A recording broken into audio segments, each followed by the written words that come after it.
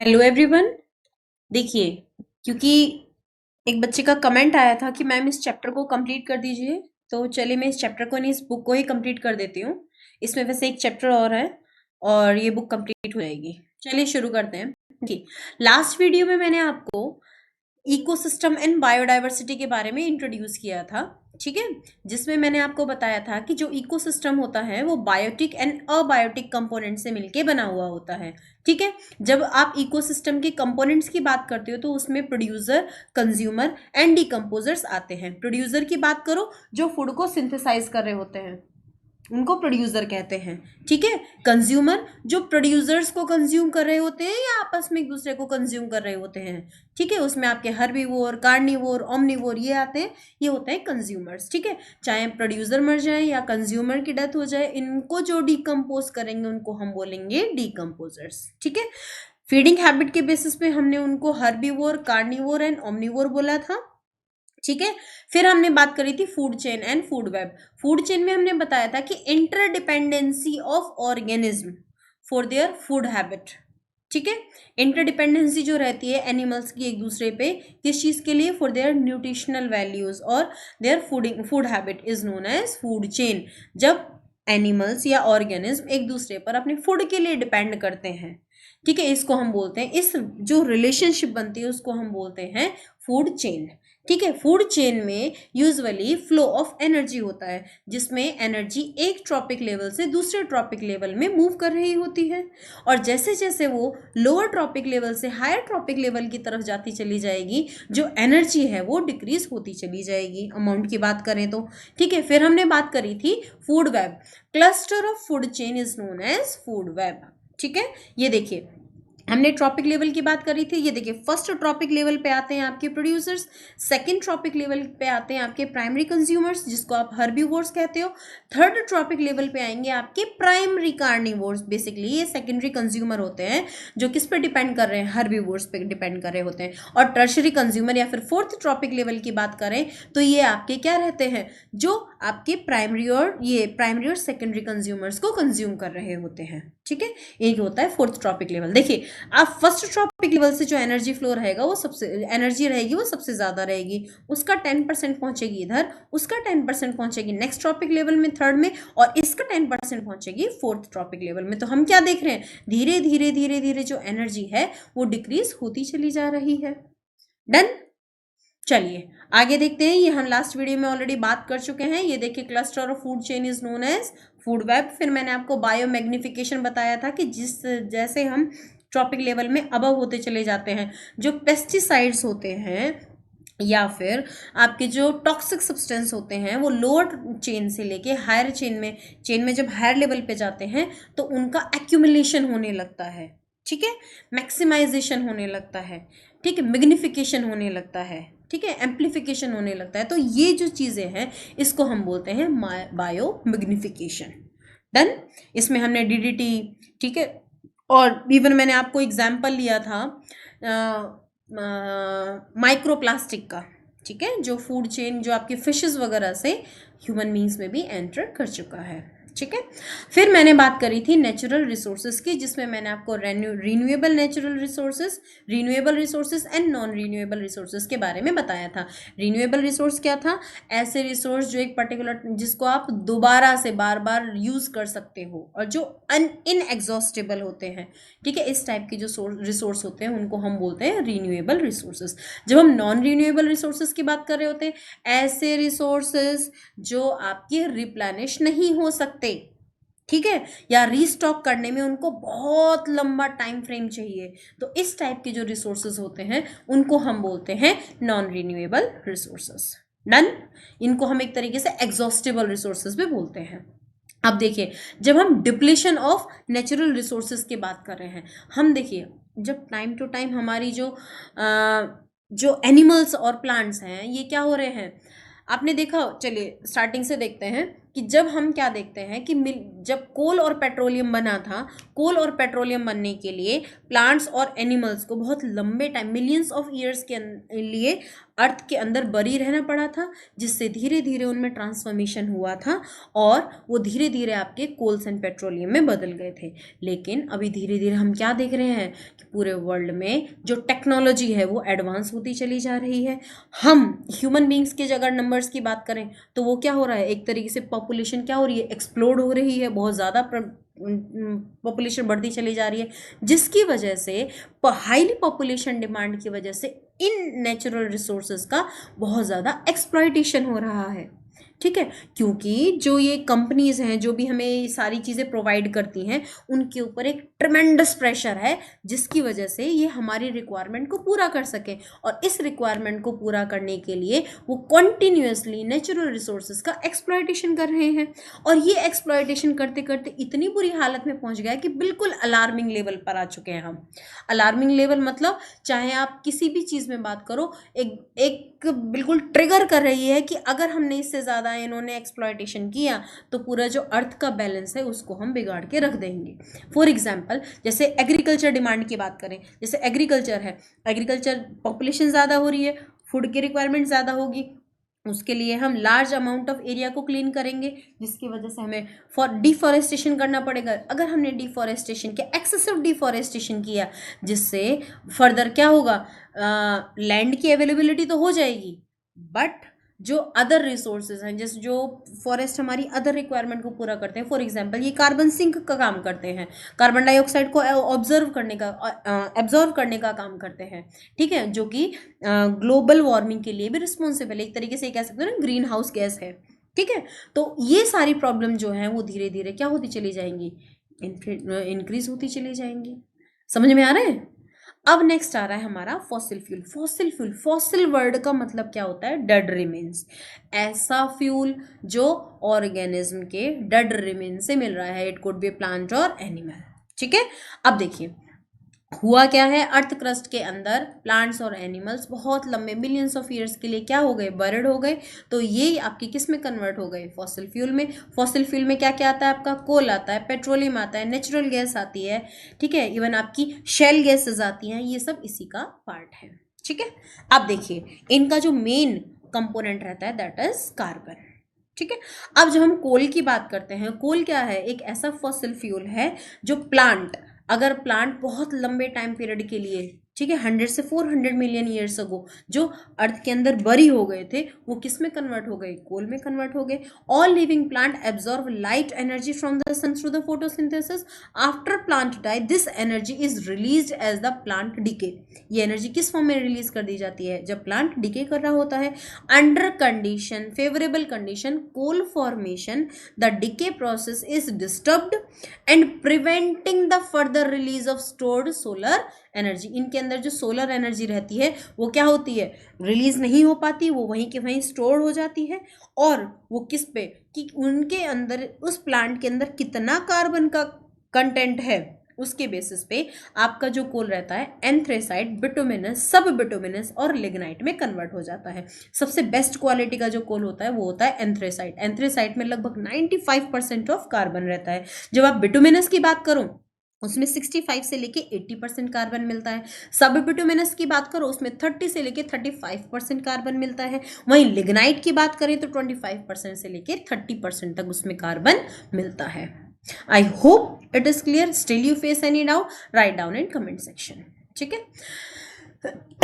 देखिए यहाँ पे आपको कुछ एग्जाम्पल भी दे रहे हैं कि 300 मिलियन से अगर क्या हुआ होगा, ये जो प्लांट है ये डेड हो गए होंगे, तो डेड होने के बाद ये यहीं पे गिर गए होंगे, ये गिरने के बाद उनमें यहाँ पे क्या हुआ, ये इकट्ठा हो गए, और 100 मिलियन ईयर्स अगो के बाद ये क्या होगा, इसके ऊपर जो भी आपका वेजिटेशन होगा, चाहे वो किसी भी तरह का एक्वाटिक इकोसिस्टम या किसी भी तरह का इकोसिस्टम रहेगा, फिर यहाँ पे देखिए इसी के ऊपर ये ड्राई अप हो जाएगा या जो भी कुछ हो जाएगा। एक सिचुएशन ऐसी आएगी कि 300-400 या कुछ सर्टेन टाइम पीरियड के बाद यहाँ पे जो डेड प्लांट्स थे वो धीरे धीरे किस में, कोल में कन्वर्ट हो जाएंगे, due to the pressure and temperature of earth, इनके केमिकल कंपोजिशन में चेंज हो जाएगा। ठीक है, जब हम यूजेस ऑफ कोल की बात करें तो इसके नंबर ऑफ यूजेस हैं अलग अलग इंडस्ट्री सेक्टर में। ठीक है, डिपेंडिंग ऑन कि देखिए इंडस्ट्रियल रिवॉल्यूशन के लिए बहुत ज़्यादा रिस्पॉन्सिबल था। आपको पता है इंडस्ट्रियल रिवॉल्यूशन जब हुआ था, इसमें क्या किया गया था कि जो मेन फ्यूल का काम कर रहा था वो था कोल। मेन, चाहे वो पावर जनरेशन की बात करो, चाहे वो स्टीम इंजन की बात करो, स्टीम एनर्जी की बात करो, चाहे इंडस्ट्रीज बनाने की बात करो, उन सब में एज अ फ्यूल जो इस्तेमाल किया जा रहा था दैट इज कोल। ठीक है, कोल। इवन आज भी हमारे इंडिया में अगर इलेक्ट्रिक जनरेशन की बात करें तो अभी भी मैक्स टू मैक्स क्या होता है, थर्मल प्लांट होते हैं जो जो क्या करते हैं, उसमें जो एज अ फ्यूल किसका इस्तेमाल किया जाता है, अभी भी कोल का इस्तेमाल किया जाता है। जैसे यहाँ पे आपको एक एग्जाम्पल दे रहे हैं, एक छोटा सा एग्जाम्पल कह रहे हैं कि किस तरीके से कोल फायर्ड पावर स्टेशन होते हैं। सबसे पहले क्या किया जाता है, कोल को यहाँ पे लेके बर्न किया जाता है, बर्न करने से यहाँ पे वाटर को स्टीम में कन्वर्ट किया जाएगा, और ये स्टीम क्या होगी, इस टरबाइन को मूव कराएगी, इस टरबाइन को मूव कराएगी, इसको मूव कराएगी, यहाँ से ये इस टरबाइन को रोटेट करेंगे जो कि क्या रहता है, जनरेटर रहते हैं, और ये जनरेटर से इलेक्ट्रिक करंट प्रोड्यूस होगी जो कि आपके ग्रिड, जो नेशनल ग्रिड होता है, जो अलग अलग जो वायर का कनेक्शन होता है, पूरा जो ग्रिड रहता है, उससे इलेक्ट्रिसिटी पूरे इंडिया में पहुंचा दी जाएगी। समझ में आया?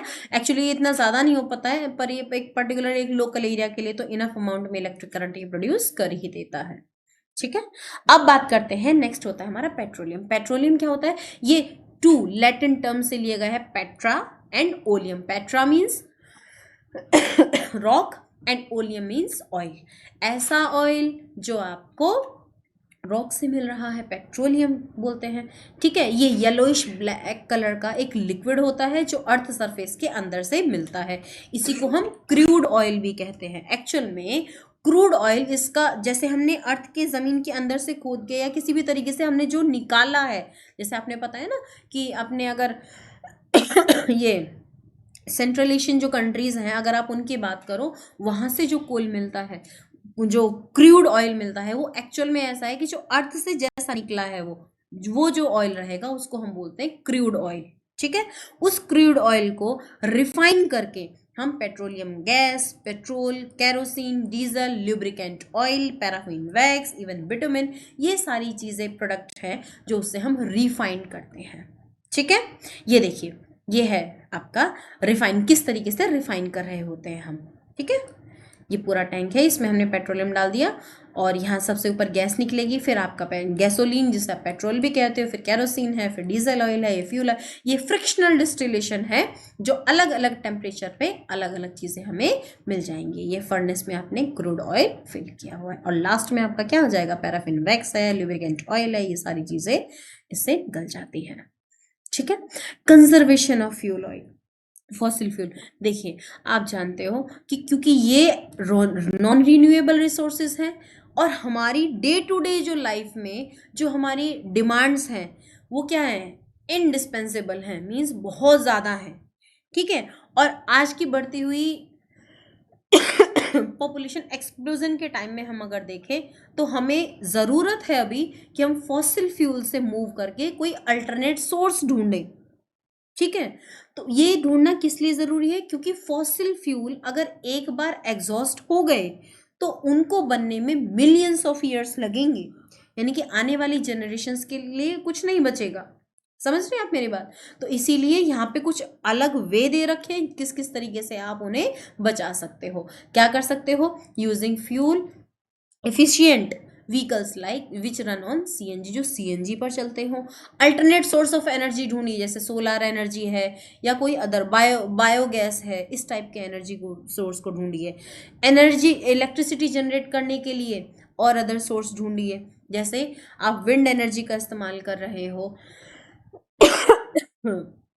ठीक है, सोलर एनर्जी का इस्तेमाल कर रहे हो, या फिर आप हाइडल पावर प्लांट की बात कर रहे हो, इस तरह के पावर जनरेशन का आप इस्तेमाल कर सकते हैं। जुडिशियल यूज़ ऑफ इलेक्ट्रिसिटी, आप मान लीजिए छोटी छोटी चीज़ों से, जैसे आप एक कमरे से दूसरे कमरे में जा रहे हैं तो बल्ब को ऑफ कर देना, ठीक है, फ़ैन ऑफ कर देना, ये छोटी छोटी चीज़ें हैं। अगर आप ऐसा भी करोगे तो आप भी काफ़ी अमाउंट में एनर्जी को सेव कर सकते हो। Next topic is forest. Just let me have a sip of water, then I'll explain the forest. अच्छा देखिए, what is forest? ऐसा एक लैंड मास जिसपे बहुत एक्सटेंसिव स्प्रेड हो किस चीज का, ट्रीज का, मीन्स ट्रीज ने बहुत लंबे एरिया को ऑक्यूपाई कर रखा हो।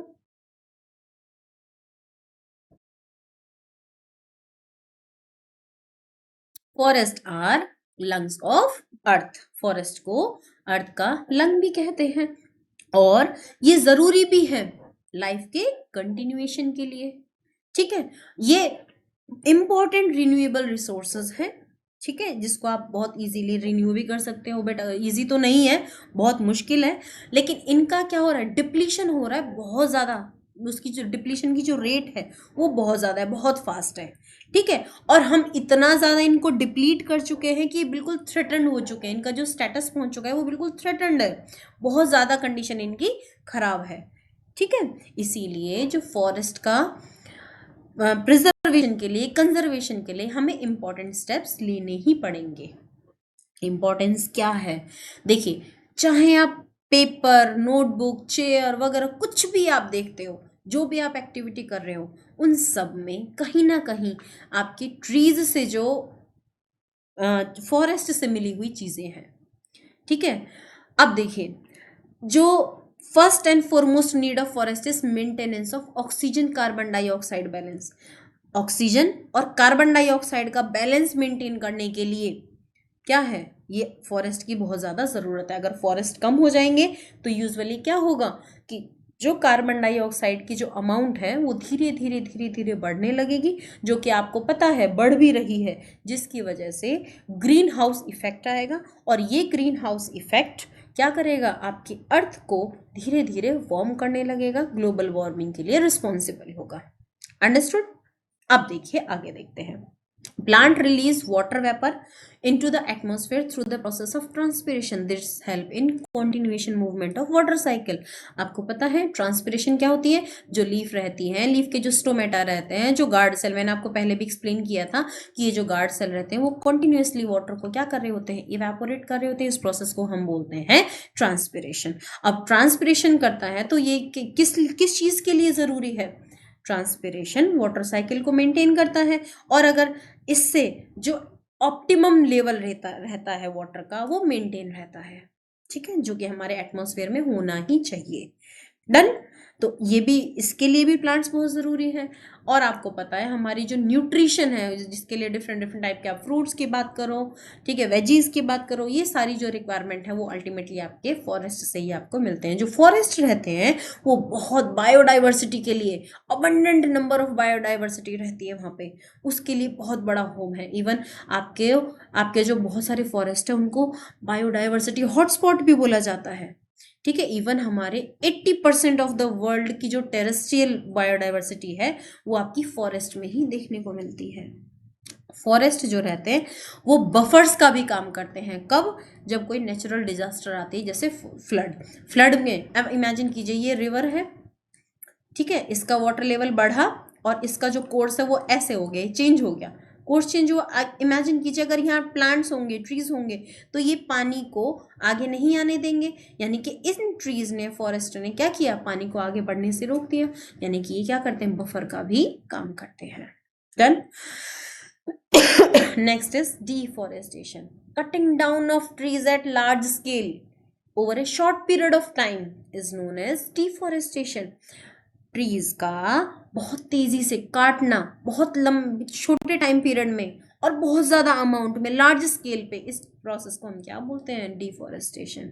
The over exploitation of forest threaten the ecosystem and humanity as we heavily depends on the forest for most of the ecological services. ecological services maximum चीज़ों के लिए हम किस पे डिपेंड कर रहे हैं, फॉरेस्ट पे डिपेंड कर रहे हैं। इवन हम ऐसा करके, डिफॉरेस्टेशन करके, बहुत सारा जो इकोसिस्टम है उसको हम क्या कर रहे हैं, थ्रेटन कर रहे हैं, उसको नुकसान पहुंचा रहे हैं।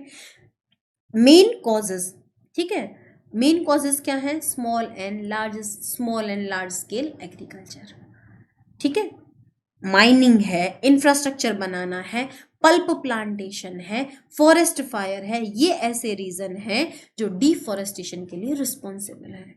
ठीक है, हमें कंजर्वेशन करना चाहिए फॉरेस्ट का। ठीक है, कैसे कैसे करेंगे, देखो, अफॉरेस्टेशन ठीक है। अफॉरेस्टेशन मतलब जो एरिया खाली हो गए हैं उसमें ज्यादा से ज्यादा पेड़ लगाएं, ठीक है। और जो भी एरिया है ऐसा, उस पे प्लांटेशन करके हम उस एरिया को रिवाइव करें, जिससे जो ट्री कवर है वो इंक्रीज हो सके। सेंसिबल कटिंग ऑफ ट्रीज, अब देखो हमें कोई पेड़ को काटना है, अब ऐसा नहीं है उस पूरे पेड़ को काट लीजिए, न्यू टेक्नोलॉजी ड्राइव करो। न्यू टेक्नोलॉजी ऐसे करो कि जिससे ह्यूमन की नीड भी फुलफिल हो जाए, ठीक है, और हम एनवायरमेंट को भी एक्सप्लॉइट ना कर सकें। सिल्वीकल्चर, सिल्वीकल्चर क्या होता है कि देखिए, it is the execution of controlling the establishment, growth, composition, health and quality of the forest to meet diverse need. मतलब सिल्वीकल्चर क्या कह रहा है कि उन सारी जरूरतों को पूरा करना जो एक फॉरेस्ट की हेल्थ के लिए बहुत ज्यादा जरूरी है, ताकि उसकी क्वालिटी डेवलप हो सके, उसमें ग्रोथ आ सके, कंपोजिशन आ सके। इस टाइप का जो कल्चर होता है उसको बोलते हैं हम सिल्वीकल्चर।